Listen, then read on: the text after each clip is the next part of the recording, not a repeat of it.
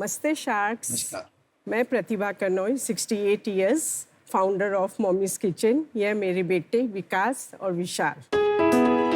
मेरा जन्म बर्मा में हुआ और मैं कुछ सालों की पढ़ाई बैंकॉक में की, जहाँ मुझे इंटरनेशनल क्विजीन का एक्सपोजर मिला। मैं बचपन से ही खाना खिलाने का और बनाने का शौक रखती थी। जब मेरी शादी 1974 में हुई तब मेरे पति ने मुझे बिग साइज का ओवन गिफ्ट किया, जिसमें मैं थाली साइज के पिज़्ज़ा बनाती थी और मेरे परिवार को खिलाती थी, जो खाकर वाह करते थे और कहते थे तुम इसका काम क्यों न शुरू करती हो। 40 साल बाद मुझे मौका मिला। लॉकडाउन में मैं मेरे परिवार के लिए पिज़्ज़ा बनाई। From the dough to the paneer I made at home. वो लोग खा के वाह करने लगे और इतने एक्साइटेड हो गए कि उन्होंने बोला, वाओ माँ, दिस इज अमेजिंग। माँ जो बचपन से करना चाहती थी वो 2 मई 2020 को साकार हुआ विथ मॉमीज किचन।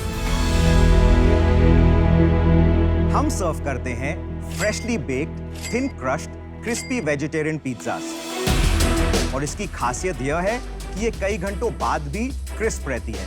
हमें इतना ओवरवेलमिंग रिस्पांस मिला कि हम बिना सोचे समझे आगे बढ़ते गए, from Mumbai to Kolkata and Bengaluru. और हम गर्व से कह सकते हैं कि आज मॉमीज किचन फैमिली में हमने 6,500 परिवारों को जोड़ा है।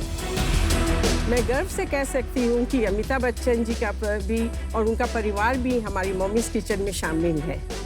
तो शार्क्स, हम 90 लाख के बदले 3% इक्विटी देकर आपको अपने परिवार का में शामिल करने के लिए आमंत्रित करते हैं। प्रतिमा जी, आपका तो बहुत बहुत ज्यादा ही स्वागत है शार्क टैंक पे।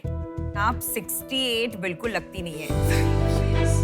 इतनी फिट और इतनी ब्यूटीफुल लग रही है आप। Thank you so much. कहीं ऐसा तो नहीं नमिता जी की मम्मी एमकोर फार्मास्यूटिकल की कुछ दवाई ले रही है? पॉसिबली आप तो इनके अभी तो ऑफर मिलेगा ही आपको। बिग सिस्टर लग रही है। मेरे को थोड़ी एलर्जी है डेयरी से, तो जनरली मैं पिज्जा नहीं खा सकता हूँ। And I love pizza.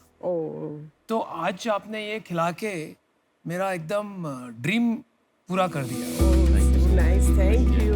तो अभी आप लोग सब खाने में खाली पिज्जा ही खाते हो या कुछ और भी खाते हो? ये वीक में एक बार अलाउड है। So अभी every Sunday night we have pizza party at home. Oh nice. तो थोड़ा बिजनेस की बात करते हैं। ये सेगमेंट तो यार एक कंपनी डोमिनेट करती है, डोमिनोज।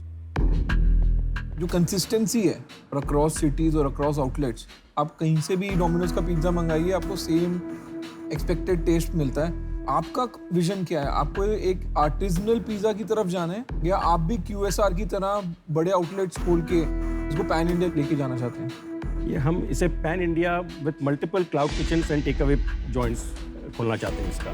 तो अभी आपके कितने आउटलेट हैं? अभी हमारे बॉम्बे, कलकत्ता एंड बेंगलोर में तीनों क्लाउड किचन्स हैं, जो तीनों हमारे ही कंट्रोल में हैं अभी। और माँ ने इसे इतना स्टैंडर्डाइज बनाया है कि जो भी अब हमारे मम्मी के जो असिस्टेंट्स हैं, जो बनाने वाले टीम, उनको अपना दिमाग नहीं लगाना है खुद का, उन्हें उतना ही दिमाग लगाना है जितना माँ ने बताया है। आप जो हमारे जो बॉम्बे में खाएं या कलकत्ता में खाएं या बेंगलोर में खाएं, वो सब बोलते हैं कि it's the same taste, there is no changes, because wherever you eat it will be same. और ये आप जो सेल करते हैं कहाँ से? जोमेटो, स्विगी पे करते हैं? We are taking direct orders. Why not Zomato, Swiggy? अब हम उसको करेंगे।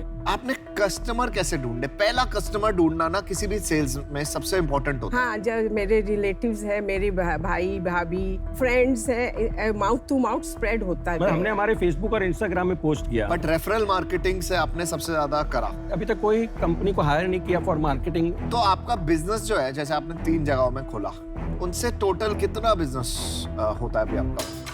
अभी हमने तीनों सिटीज का मिला के आज तक हमारे 18 मंथ्स कंसेप्शन में we have done a business of 1 crore 15 lakh. कोई स्पेशल होता है कि एक से ज्यादा आता है या सब जगहों का एवरेज करेंगे तो 6.5 लाख हो रहा है। हाँ। तो पिछले महीने अक्टूबर में हमने जैसे 4.5 लाख का बिजनेस किया तीनों सिटीज में।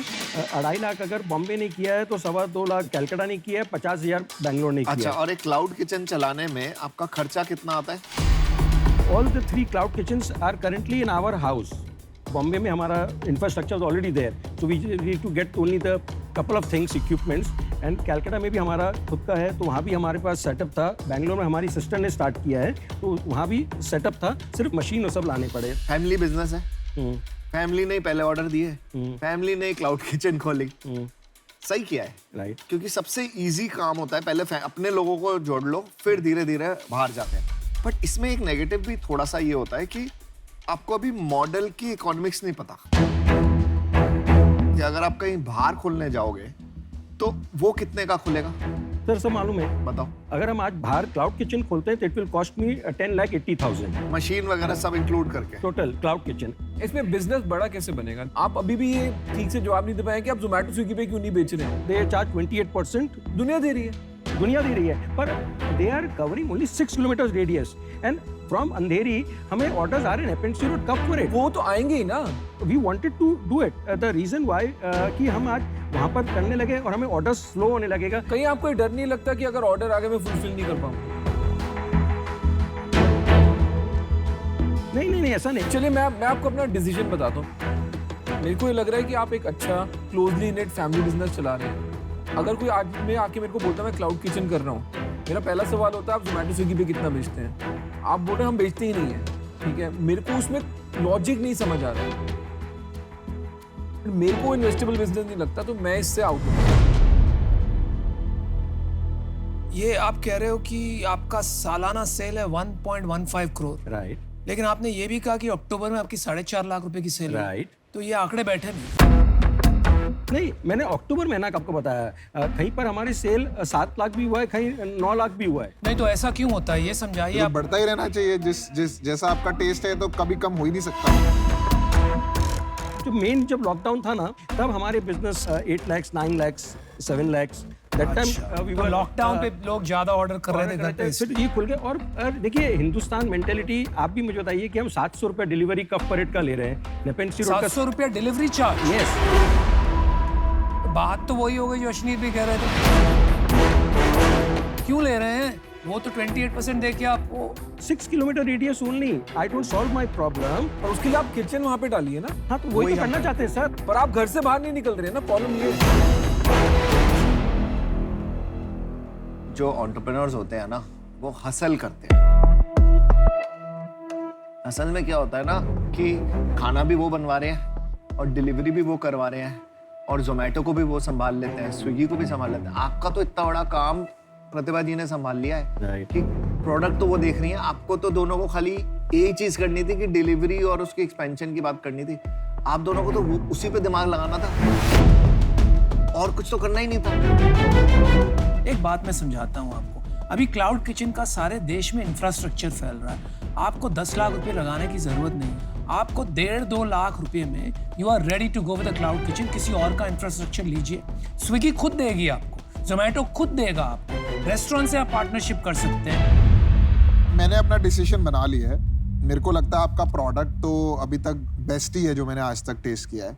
सबसे बड़ा आपका जो प्रॉब्लम हो रहा है ना कि अभी आप लिस्टेड ही नहीं है जहां से लोग ऑर्डर करते हैं। मुझे लगता है अभी आपको थोड़ा सा और बढ़ाना चाहिए, फिर इन्वेस्टमेंट रेज करना चाहिए, इसीलिए मैं बाहर हूँ।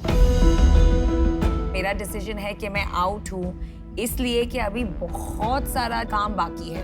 उसके बाद इन्वेस्टमेंट स्केल के लिए करा जा सकता है, लेकिन एट दिस पॉइंट आप वो बेसिक्स पे फोकस कीजिए और फिर मिलेंगे।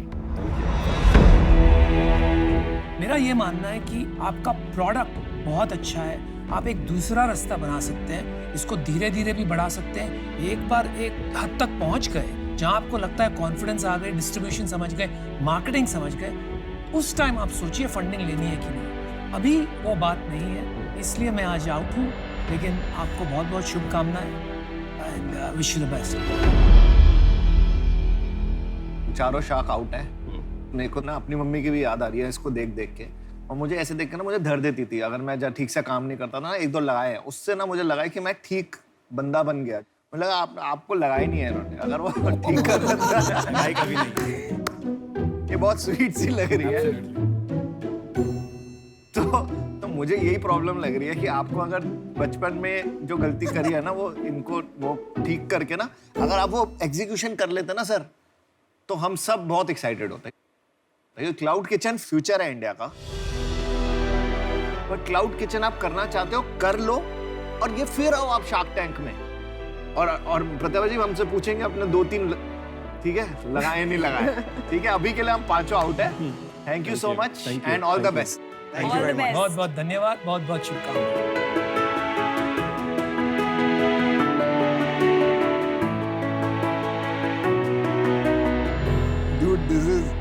गुड।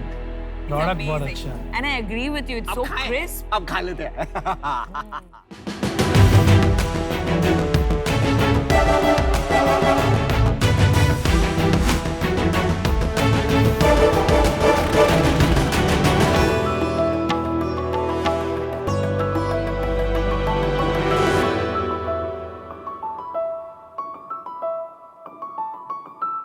हेलो शार्क्स, मैं कनव मनचंदा मैं क्षितिज बजाज। और हम हैं डंडेरा टेक्नोलॉजीज प्राइवेट लिमिटेड, एक technology backed auto manufacturing company. पर हमारा असली बिजनेस है लोगों की जिंदगी बेहतर बनाना। हम अपनी जर्नी शुरू कर रहे हैं लास्ट माइल लॉजिस्टिक्स में एक नए डिस्ट्रप्शन के साथ, ऑटोवा। ये हमारा पहला प्रोटोटाइप 3 व्हीलर है जो स्पेशली इलेक्ट्रिक ड्राइव ट्रेन के लिए बनाया गया है। और हमारी एंटी टिल्ट टेक्नोलॉजी के साथ ये 3 व्हीलर इंडस्ट्री को हमेशा के लिए बदलने वाला है। इस गाड़ी में हमने ergonomics का खास ख्याल रखा है, और तो और इसकी चारों दिशाओं की रोड विजिबिलिटी सबसे बेहतर है। इसकी 165 किलोमीटर की रेंज और 1 टन की कैरिंग कैपेसिटी मार्केट में डबल है। हमें गर्व है कि हमने इस गाड़ी के साथ इस सेगमेंट में काफी प्रॉब्लम्स का समाधान कर दिया है, और पहले ही दिन से ड्राइवर्स इस गाड़ी के साथ 70% तक ज्यादा कमाई कर सकते हैं। और हमारी बनाई हुई डैनटेक पे आधारित बैटरी की वजह से ये गाड़ी जम्मू से लेकर कन्याकुमारी तक हर एक रोड कंडीशन पर एक समान परफॉर्मेंस दे सकती है। और इसकी सबसे खास बात ये है कि हम इस एक ही गाड़ी पर मॉड्यूलर सेटिंग बनाकर अलग अलग जगह इस्तेमाल कर सकते हैं। यानी ये एक गाड़ी लॉजिस्टिक, पैसेंजर, फूड ट्रक के लिए यूज हो सकती है। ये गाड़ी आपके बढ़ते बिजनेस के साथ हमेशा बदलती रहेगी और आपका साथ देगी। आज हम मांग कर रहे हैं 1 करोड़ रुपए की 1% इक्विटी के लिए। अभी मुझे सांस लेनी पड़ेगी। तो Kshitij Kanav, welcome to Shark Tank. Thank you. ये नाम आपने ऑटो से इंस्पायर होके वो जो भोजपुरी में अट्टुआ होता है वहीं से लिया है? हाँ, थोड़ा उसका था, प्लस थोड़ा वर्ड प्ले था। कोई और नाम करने से बेटर है, इजीली दिमाग में आता है ऑटोवा, सो मार्केट कनेक्शन बहुत इजी हो जाता है। Auto spelled backwards. Correct. No, good name, good name. Thank you. बचपन से ही शुरू से ऑटोमोटिव का एक शौक था। कुछ भी मिलता था उसको तोड़ के बनाना शुरू कर देता था।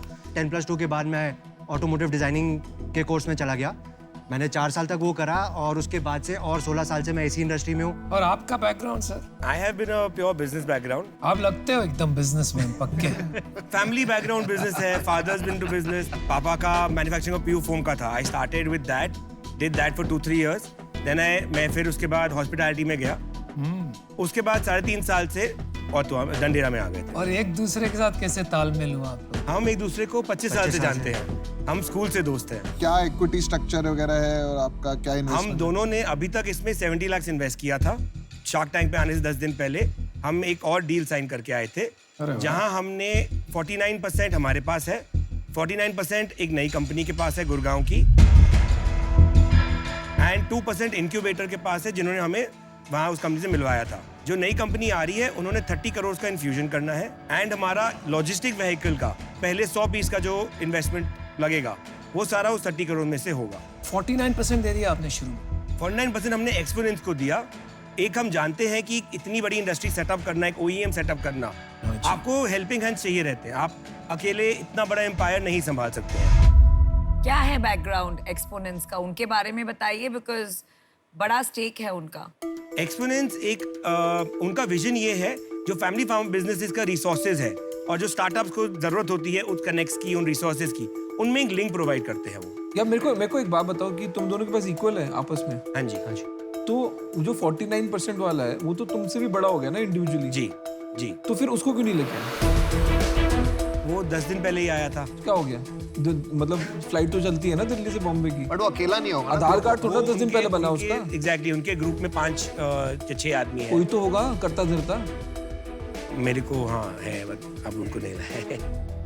अगर कोई बड़ा फंड मैनेजर होता और आपको भारी रकम की जरूरत है, तब मैं समझ सकता हूँ 30 करोड़ ले लिए, आगे भी वो 100 करोड़ देगा। ये तो कोई मिडिल मैन है, आगे जब आपको फंडिंग की जरूरत पड़ेगी फिर वो चला जाएगा 10 लोगों के पास। तो ये तो बिल्कुल मतलब दीवार में क्रैश करने का काम हो गया आपका। अब आए क्यों हो फिर? To get into the passenger segment जो इंडिया का है, क्योंकि उसमें जो कॉन्टैक्ट बेस लगेगा, जो एक्सपर्टीज लगेगी टू एक्सपैंड क्विकली, उसके लिए आपकी जरूरत ज्यादा है। आपके ऑटो में ऐसी क्या यूनिक चीज है जो कोई और नहीं कर सकता या कोई बड़ा प्लेयर कॉपी नहीं कर सकता? ऐसा क्या है इसके अंदर? कॉपी तो सब कुछ होता है मार्केट में, ऐसा कुछ नहीं है जो मार्केट में कॉपी नहीं हो सकता। जो हमारी थिंकिंग है और जो हमारी फिलॉसफी है कि अगर आपको मार्केट से आगे रहना है, उसका एक ही तरीका है, कंटिन्यूअस इनोवेशन।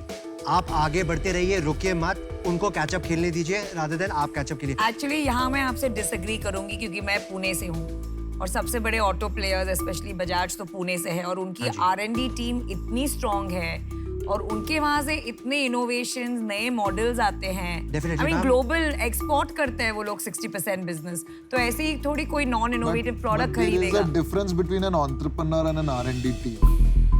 डेफिनेटली उनकी R&D बहुत बड़ी है एंड मैंने भी उनके साथ काम करा है। उनके कुछ इश्यूज हैं, लेगेसी इश्यूज हैं। उन्होंने ऑलरेडी इतना इन्वेस्टमेंट कर चुके हैं एक चीज में कि उनको टर्न करने में बहुत टाइम लगता है। जो डिसीजन हम लोग 2 महीने में लेते हैं वो डिसीजन उनको लेने में 8 महीने से 1 साल लगता है। एंड वहीं पे एक हमें एज मिल जाता है उनसे आगे निकलने का। अभी ये तो वक्त ही बताएगा कि वो लोग पिवट कर सकते हैं और कि नहीं। उम्मीद पे दुनिया कायम है। आप बताते रहिए बिजनेस के बारे में, हमें इंटरेस्ट है।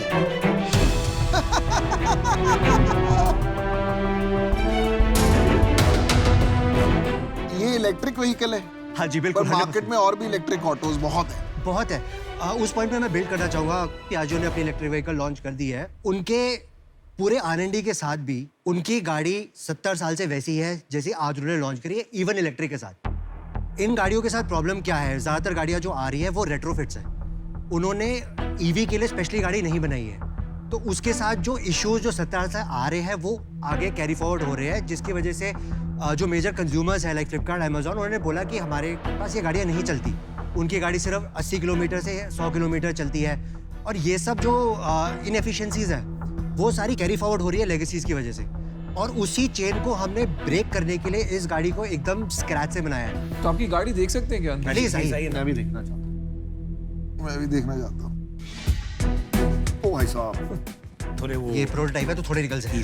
हाँ क्या डिफरेंट क्या आप ये बताइए इसमें? चालू है? मेजर डिफरेंस आप स्पेस देखेंगे। प्रोटोटाइप। हाँ जी हैंड बिल्ड कंप्लीट। हमारा वॉल्यूम 20% हायर है from anything else in the market. दरवाजा बंद करने के बाद भी इसमें विजिबिलिटी बाकी ऑटो से बहुत बेटर है। क्यों खरीदेगा एक यूजर वो इसको? बैठ के पूछते हैं ना। I'll tell you। अच्छा, तो मैं अपना डिसीजन बताना चाहूंगी जी। तो ये एक बहुत इंटरेस्टिंग स्पेस है ईवी का एंड एक बहुत बड़ा टसल चल रहा है बिटवीन लेगेसी कंपनीज और ये जो स्टार्टअप्स है। They will be able to pivot और वो लोग काफ़ी, ये जो लेगेसी कंपनीज है वो काफ़ी इस रेस में आगे आएंगी। तो मैंने तो उन पे बेट किया है और उसके वजह से आई am out, but I wish you the very best. Thank you so much. मैं इसमें काफी श्योर हूँ कि न्यू एज कंपनीज ही बदलेंगी, लेगेसी कंपनीज नहीं बदल पाएगी। क्यों? I agree 100%। ये तो नियम है भाई, दुनिया का नियम है। जी। विद एवरी टेक्नोलॉजी चेंज नए प्लेयर्स आते हैं और डोमिनेट करते हैं।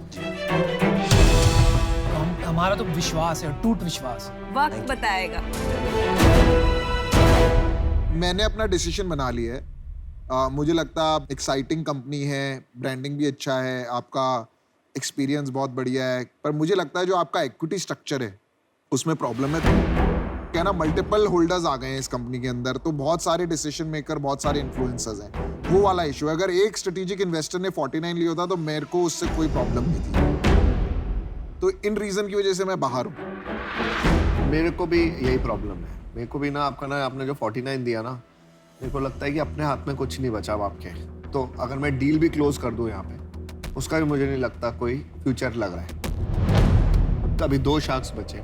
तो यार देखो, काम ये इलेक्ट्रिक व्हीकल का तो अच्छा ही समझ रहे हैं सब इंडस्ट्री। और यार आप लोग भारत में जो कमाल का आविष्कार हो रहा है, ये भी बहुत बड़ी बात है, बड़ा अच्छा लगा देख के। लेकिन यहाँ मेरे को लगता नहीं है वैल्यूएशन का हिसाब बैठेगा। और दूसरी बात क्या है ना, आपको क्या करना क्या है, एक बहुत बड़ा काम करना है। तो जब बड़ी इमारत बनाते हैं तो उसमें क्या चाहिए? सबसे पहले बेस, वेरी स्ट्रॉन्ग फाउंडेशंस। तो वो मुझे लग रहा है आपके थोड़े कमज़ोर हैं। जिस प्रकार से आपने काम शुरू किया, स्ट्रक्चर बनाया है, तो उस वजह से मैं आउट हूँ। लेकिन I wish you the best. Thank you so much. तो तुम्हारी एक्सपोनेंट्स जो है वो अंदर आ चुका है। हमारा टर्म शीट नहीं हुआ है, MOU साइंड है। MOU साइंड है ना? जी। चल मैं तेरे को ऑफर देता हूँ। 1 करोड़ रुपए फॉर 5%. Within 3 months मैं तेरे को 30 करोड़ रुपए भी दिला दूंगा, ठीक है? एक्सपोनेंट्स को बाहर कर. बट फिर वो 30 करोड़ का जो आप कह रहे हैं एंड जो हमें ऑपरेशंस में हेल्प चाहिए रहेगा. यार ऑपरेशन तो मेरे को एक बात बता दे, कौन सा इन्वेस्टर को कागज पे कलम घिसने के सिवाय कुछ काम आता है?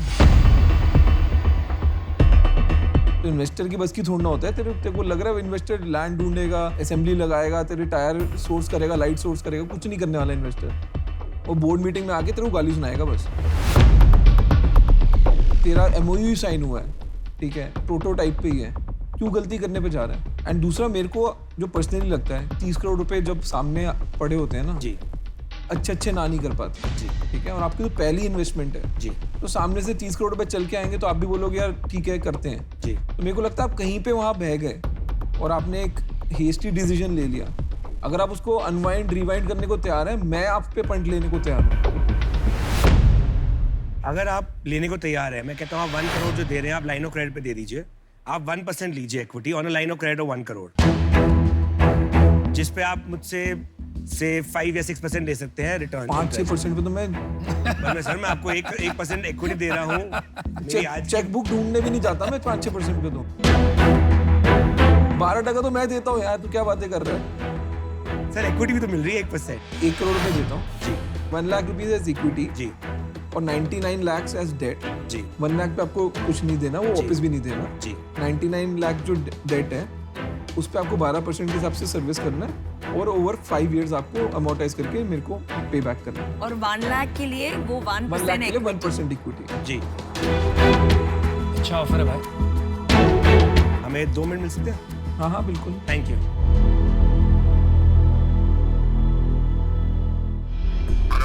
साथ तो we got an offer from Ashneer. मतलब वो इक्विटी ना फ्री में बांट रहे हैं, वो फ्री में बांट रहे हैं. अभी देखो उन्होंने 49 वहां बांट दी, इनको इक्विटी दे दी डेट के चक्कर में. 1% आप ले लो, आपको चाहिए आप ले लो. अगर आप बोलोगे ना मैं इन आप बोलेंगे आपको कितना 1-2% आप ले लो. आप फ्री हो भाई साहब, आप ले लो 1%. मतलब इक्विटी की कोई वैल्यू ही नहीं है यार. भाई मेरे 1 करोड़ रुपए लग रहे हैं, 12% मिल रहा है, क्यों बीच में आ रहा है? नहीं हम बीच में नहीं आऊंगा. नहीं, मैं कह रहा हूँ ना आपका ही काम है. हम नहीं आते, वो आप लोगों का काम है बीच में. हम नहीं आते.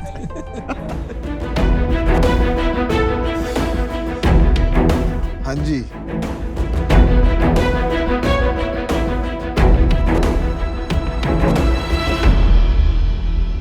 It's a deal sir. Alright. Good one. अच्छा तालमेल है भाई.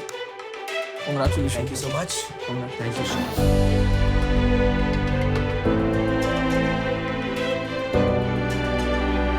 ये ऑटो तो हमारी हुई ना अभी, ये प्रोटोटाइप तो हमारे हो गए. रख सकते हैं. हम और बना लेंगे. Thanks for coming. Thank you. Thank you much. Thank you. Very good.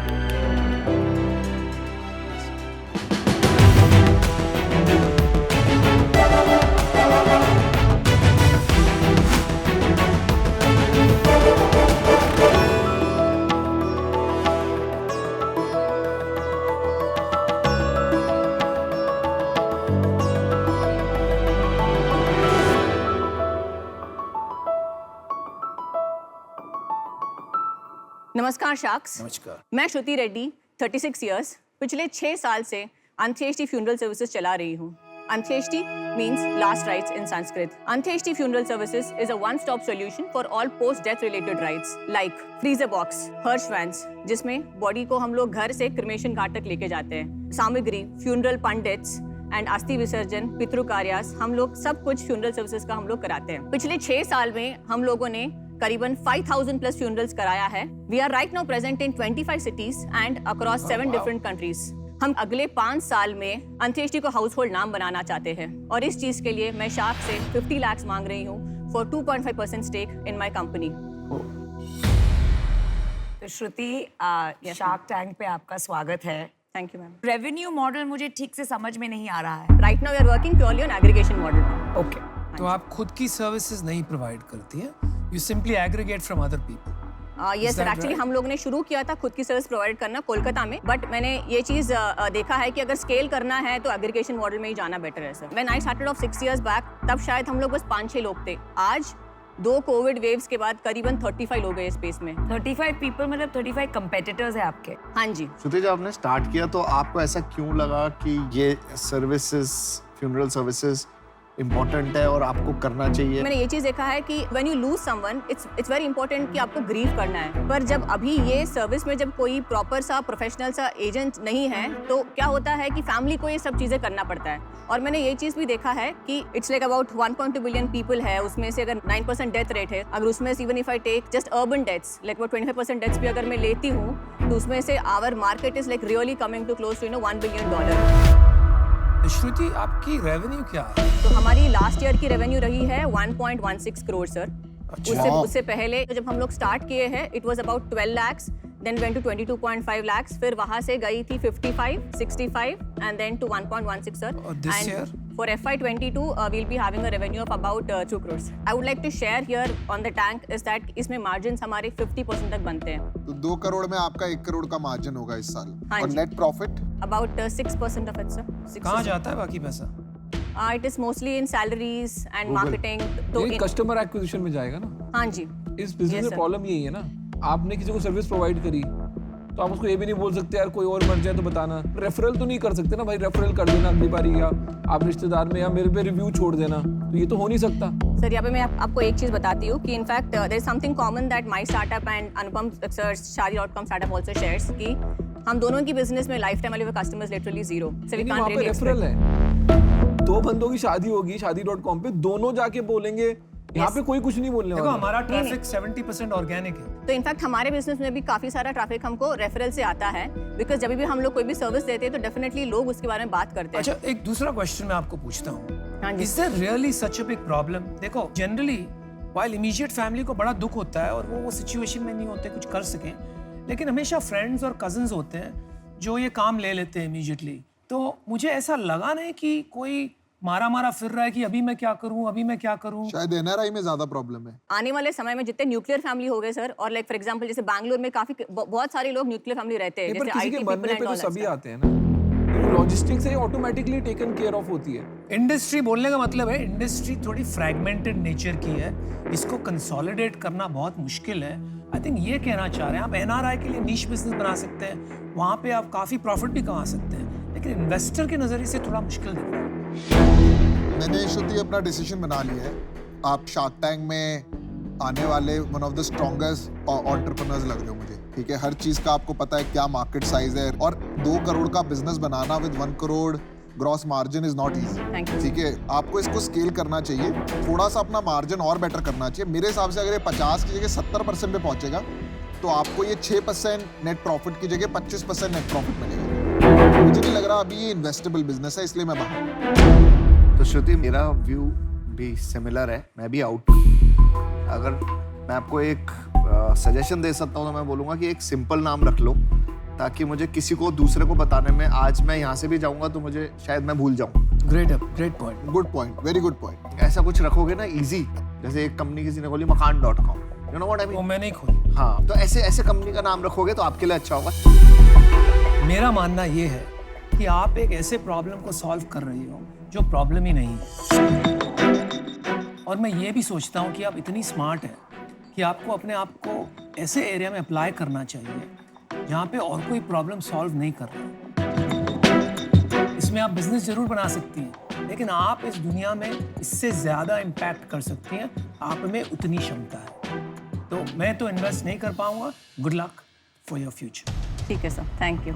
Shruti, it's an area जहाँ I am not very comfortable, थोड़ा सा यू नो एक नेगेटिव एनर्जी जैसी फील होती है। For that reason, personal reason, I am out. सिर्फ मेरे को डेथ से इतना वो अनईजीनेस नहीं लगता है, it's a matter of fact type है मेरा व्यू। बट मैं ना बहुत एग्रेसिव हूँ बिजनेस को लेके। मैं आपको बोलूँगा टैम बढ़ाओ, धंधा बढ़ाओ, राइट, लेकिन but it is like hoping for bad things to happen in some sense. मतलब मैं किसी के मरने पे पैसा नहीं बनाना चाहूँगा। आपकी ड्रेसिंग सेंस बहुत सही है, एकदम गॉथिक लुक है, ऐसे लग रहा है यमराज खुद आए हैं लेने। But you way smart. Solve the unsolved, right? Don't try to solve the last, right? वो हो गया, अब खत्म है बंदा। Okay, all right, sir. Okay, all the best. Take Shruti. care. Thanks a lot. Take care. Thank Thanks you. for coming to shop. Yeah.